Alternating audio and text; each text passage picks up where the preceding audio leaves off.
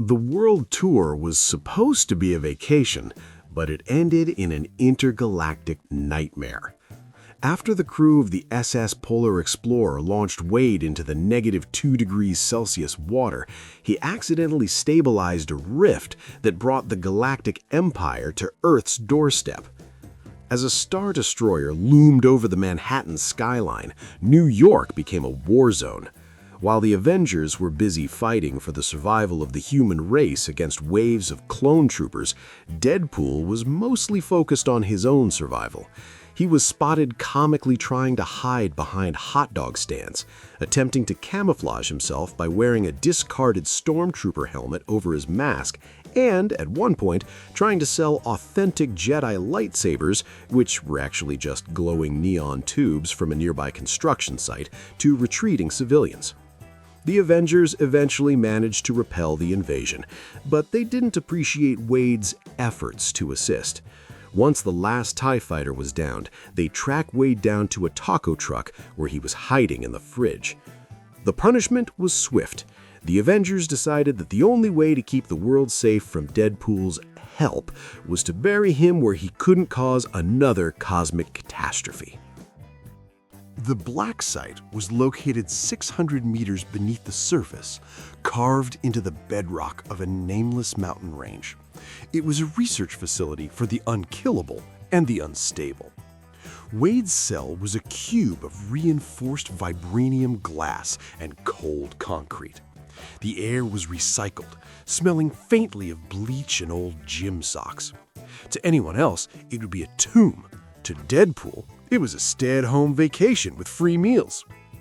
"I gotta tell you, Steve-O," Wade yelled through the vents as Captain America walked away for the last time, "the lack of sunlight is really helping my complexion.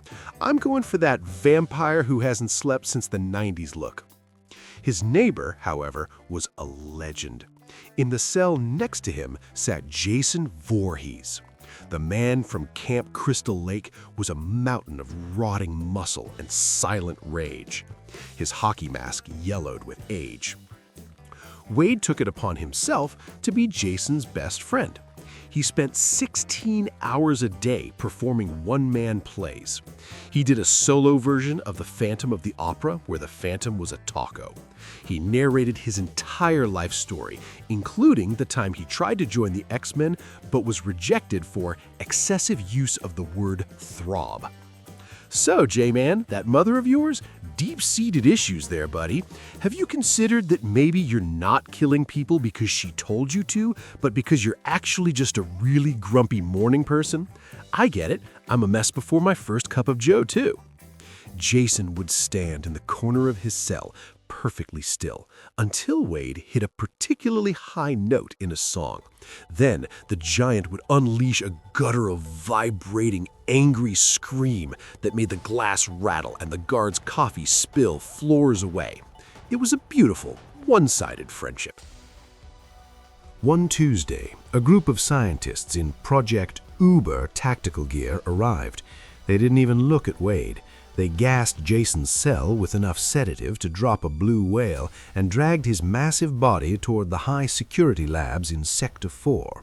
They were going to use him as a test bed for nanite-augmented flesh regeneration and Durasteel skeletal integration. Days of silence followed. Wade was starting to miss the screaming.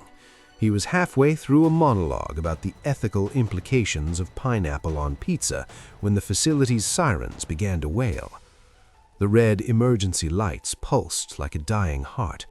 From the deep corridors of Sector 4, the sound of carnage began. It wasn't just gunshots. It was the sound of heavy machinery being used to tenderize human beings. The screams were short, sharp, and terrified. Wade's cell door clicked open as the system rebooted into emergency mode. A female scientist, her lab coat soaked in fresh blood, stumbled into his room. She clutched a pair of katanas to her chest like a holy relic. "Uber! Jason!" she wheezed, her eyes glazed with shock. She thrust the swords into Wade's hands. He's not a man anymore. He's a god of the machine. Run or fight, it won't matter." She turned and vanished into the shadows, her panicked footsteps the only sound in the hall. Uber Jason, Wade whispered, his grip tightening on his blades. That sounds like a premium subscription I didn't sign up for. Time for a refund. Wade stepped into the hallway. The air was heavy with the smell of copper and ozone. At the end of the corridor stood a silhouette that blocked out the red emergency lights. Uber Jason had arrived. He was a titan of gleaming dark chrome and obsidian plates. His mask was a jagged metallic visor that glowed with a cold, predatory blue light. His body was a fusion of organic horror and futuristic warfare. He held a machete that had been reinforced with a monomolecular edge. It didn't just cut, it erased. "Whoa!" Wade breathed, spinning his swords. "You went full Michael Bay. You look like a refrigerator had a baby with a Terminator. Do you get Wi-Fi on that mask? Could we watch Netflix while we kill each other?" Jason didn't tilt his head. He didn't breathe. He simply lunged. The speed was impossible for a creature of that size. Wade barely brought his katanas up in time to parry. The impact didn't just push him back, it sent him flying through a reinforced concrete wall. Wade landed in the mess hall, sliding across a metal table. Okay, so the Uber part wasn't just branding. Wade scrambled to his feet, his limbs perfectly intact but humming from the vibration of the blow. The fight became a brutal, drawn-out ballet of steel and chrome. They tore through the facility, moving from the mess hall to the infirmary, then into the main power hub. Wade was a blur of red, his blade striking Jason's armor in 1,000 places. Clang, sparks, screech. Wade used his environment like a weapon. He kicked a cart of surgical tools into Jason's path, sliced a steam pipe to create a blinding cloud, and even used a heavy floor buffer as a temporary shield. But Jason was an unstoppable juggernaut. He walked through the steam, crushed the floor buffer with one hand, and delivered a backhand that sent Wade crashing into a liquid nitrogen tank. Ooh, cold, just like the Arctic. Wade dodged a downward swing that sliced the nitrogen tank in half, creating a massive cloud of freezing gas. Wade used the distraction to leap onto Jason's back, driving his katanas into the small gaps in the neck armor. Jason roared, a sound that was half human and half grinding engine.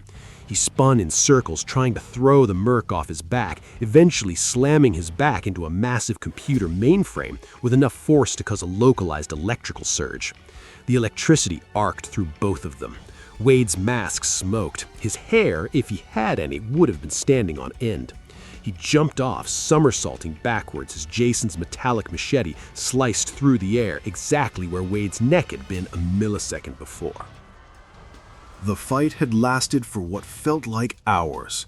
The facility was a ruin of shattered glass, bent metal, and sparking wires. Both warriors were standing.